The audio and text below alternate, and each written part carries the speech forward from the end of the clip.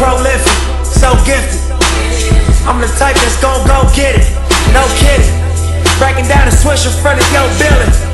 Sitting on the steps, feeling no feelings. What's going on, guys? It's your boy Elisha here, and welcome back to Go. This is a show where we discuss everything in the world of football from the past week, and by we I mean myself and you, the beautiful people of the world of football. This week we got a lot to talk about, a little bit of business left from the international break, but club football is back. Let's talk about everything right now. Let's get right to the business. So Nick, 100 pro flow. Run and shoot. First order of business, I wanted to just take a moment to congratulate my peoples, the Haitian national team, for qualifying for this year's CONCACAF Gold Cup. Congrats. Round of applause. Yes, amazing. So the stage is set. All right, all the teams have been chosen for the Gold Cup.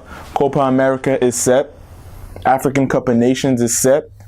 The Euros just started their qualifying rounds. It's a good time to be alive for international football. But the teams that have qualified for the competition this summer are Bermuda, Canada, Costa Rica, Cuba, Curacao, El Salvador, Guyana, Haiti, come on Haiti, Honduras, Jamaica, Martinique, Mexico, Nicaragua, Panama, Trinidad and Tobago, and of course the US of A. But another thing that I wanted to talk about from the international break is the friendly between Catalonia and Venezuela. Now there was a lot of drama surrounding that game because of course the whole referendum thing in Catalonia wanting to separate from Spain has of course built a lot of tension around the country. Now speaking to actual Spanish people who actually live over there in Barcelona, they are saying that it's not as big as the media is portraying it to be, that the whole, the protests and stuff, and it's hard to believe that because we see the footages of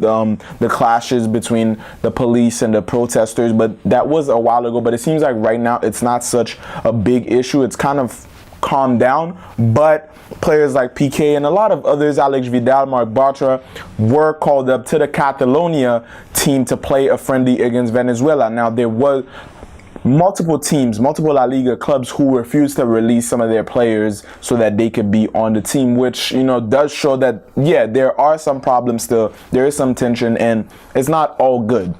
Okay, but the match did happen and Catalonia won 2-1. And it's interesting to see that this is happening real time. Like we're not reading this out of history books. Like there's literally an ensemble of people, practically a whole nation, trying to separate and have their independence and become their own country, their own republic in a way.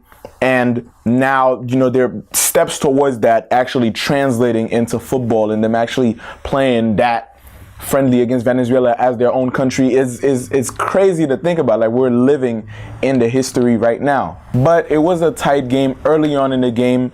Catalonia was putting a lot of pressure. We saw PK actually up front a whole lot of times during that game. I'm guessing he shot a free kick and almost scored the goal.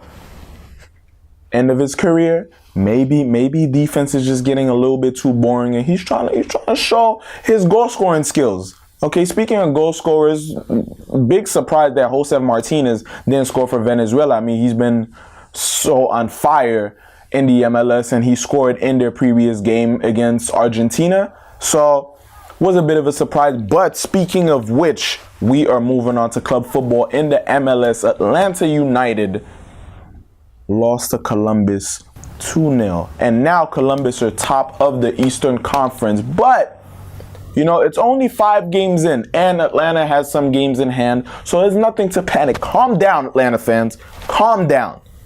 Okay? All they need is just get their momentum back. Okay? They just won the MLS. They give them time to breathe. It's the beginning of the season. Relax. But a team who, us in New York right now, we should be scared. Okay? Because beginning of the season or not, the fact that Toronto can wash NYCFC 4-0. There's a problem. Actually, again, it's a very bad scoreline, but it's nothing to be afraid of, okay? It's the beginning of the season. 5 games in. Some teams haven't even played their 5 games in yet. Relax, NYCFC fans. But Toronto fans, rejoice. Be happy because Pozuelo That man Pozuelo, Spanish international, coming from the Belgian league, Pozuelo, playing his first game in the MLS and scores a brace and provides an assist. Josef Martinez, Carlos Vela, look out. Look out, because this man is looking dangerous already. He's coming in and he's about to, y'all gonna let him come over here and take over the league like that? Don't do that. Don't do that. Speaking of Carlos Vela, though, he is showing his presence in this league. He scored a hat trick this week in LAFC's game against San Jose, which, of course, now puts them first in the Western Conference. They have 5 games, still has some extra games in hand. So right now, there's the fact that a lot of these teams have 2 or 3 games in hand kind of bothers me, okay? It should be 1 game, 2 games. It starts to looking like the schedules are a little too confusing right now. I need to catch up. Have everybody have the same amount of games so I could really follow this and see, because it's bugging me right now. But this man, Carlos Vela, in 5 games, already has 6 goals. Last season alone, he had 14 goals in 29 matches. Now he already has 6 in 5 matches. MVP?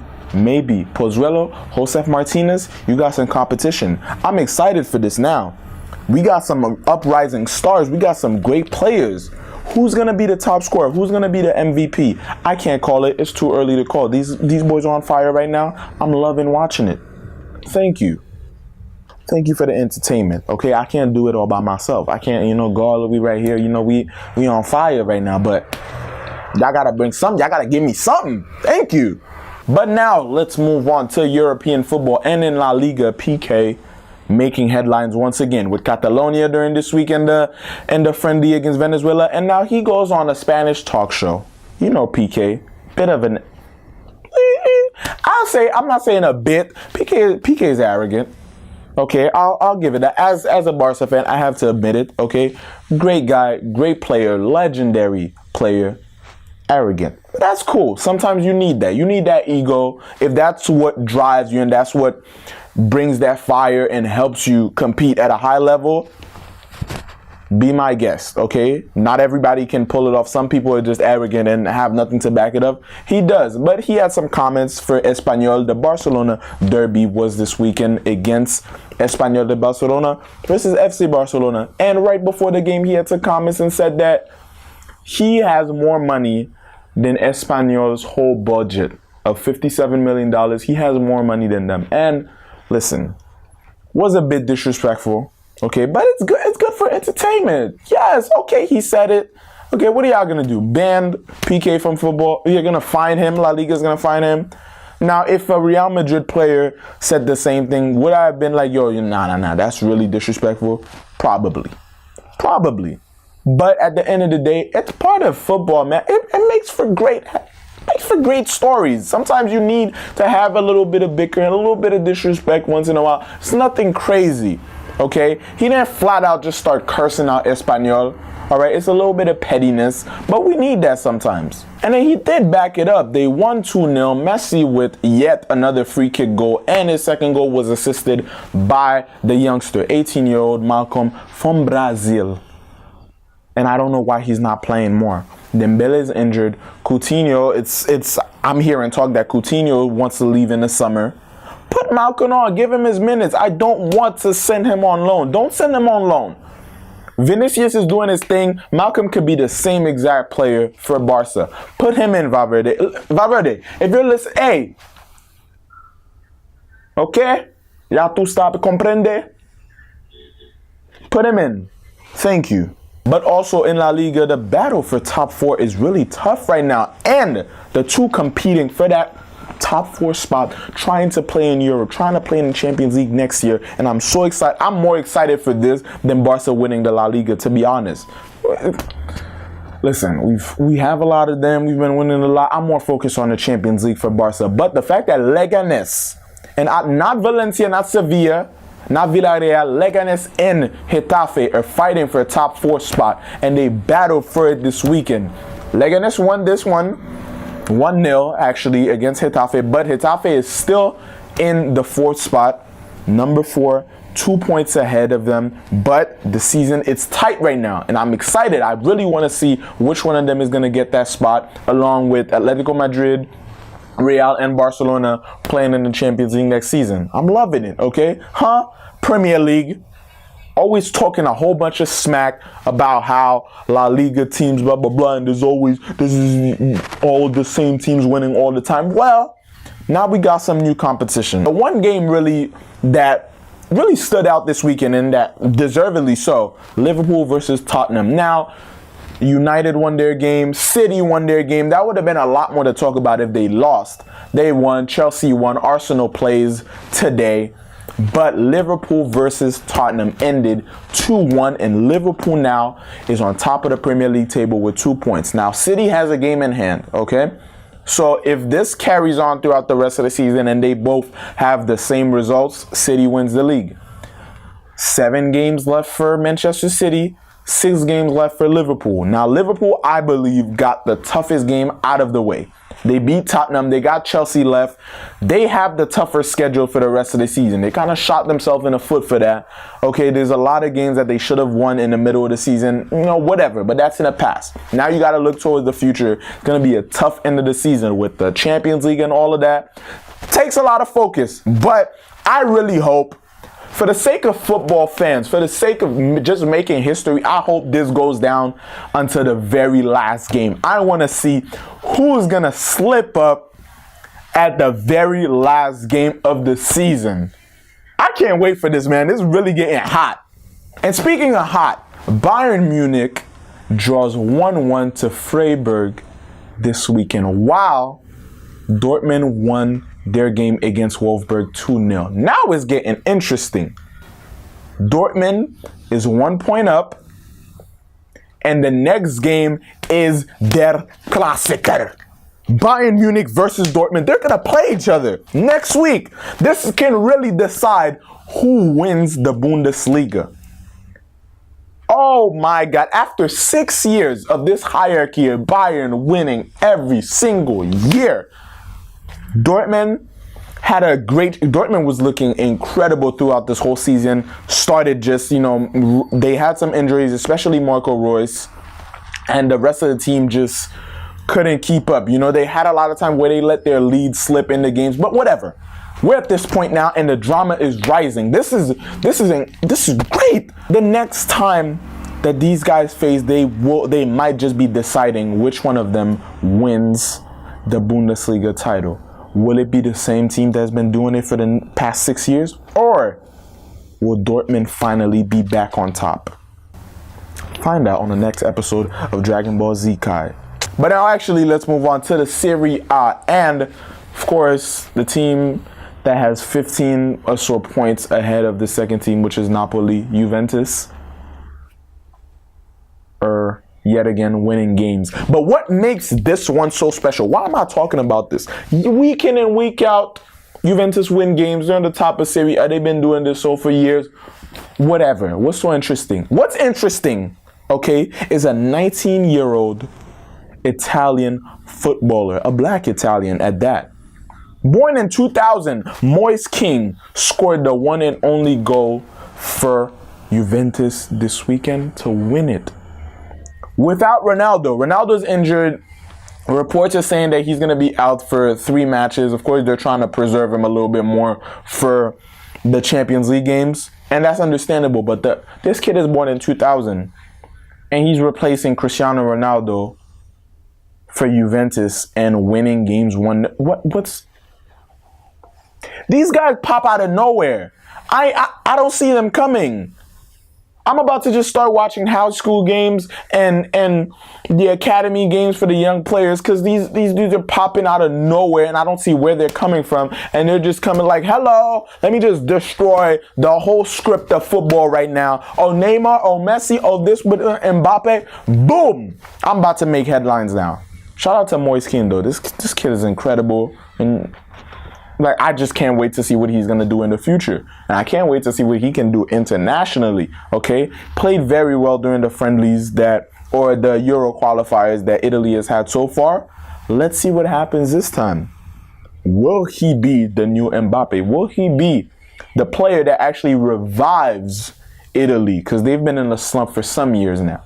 But now, some side news. Ole Gunnar Solskjaer signs a 3-year deal as Manchester United coach, and I'm very happy for him. In the games that he's been coaching United after the Mourinho era, the Mourinho disaster era, okay, they've won games, they've been winning games, they're playing attacking football, they've qualified for the quarterfinals in the Champions League. They're fighting for that top 4 spot, and it seems like they're gonna have that top 4 spot in the Premier League after they had such a bad beginning and middle of the season. But towards the lower middle and ending of the season, they've been killing it, and it seems that he has a good system. The team has a positive energy around the players. It seems that they like playing for him, and they finally are enjoying being Manchester United players. So the next 3 years are looking very good for Manchester. And breaking news coming out of Argentina. Gonzalo Higuain retires.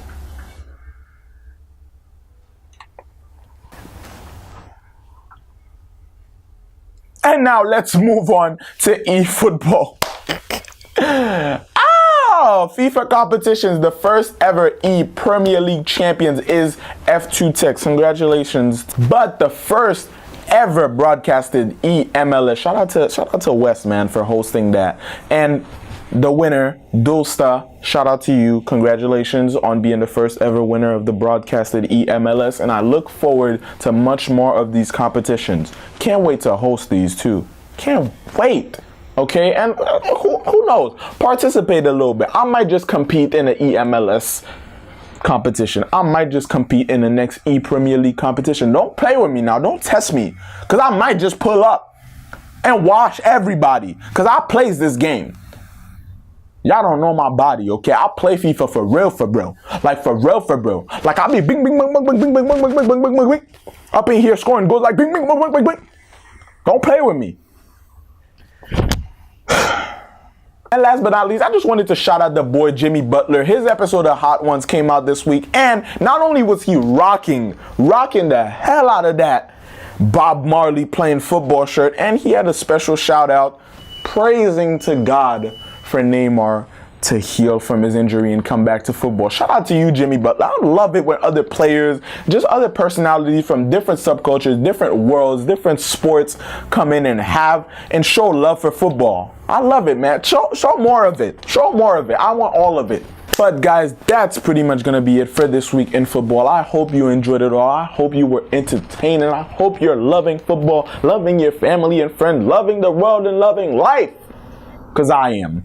Okay, but if you enjoyed this show, if you enjoyed this video right here, make sure you drop a like for it. And also don't forget to subscribe to the channel, hit that bell so you don't miss any videos. As soon as we upload, soon as Gold uploads, you get a little notification, ding. And right there, the video is there at your disposition. Okay, make sure you check out the music and the social media in the description also. And I'll see you guys next time on Gold. Peace.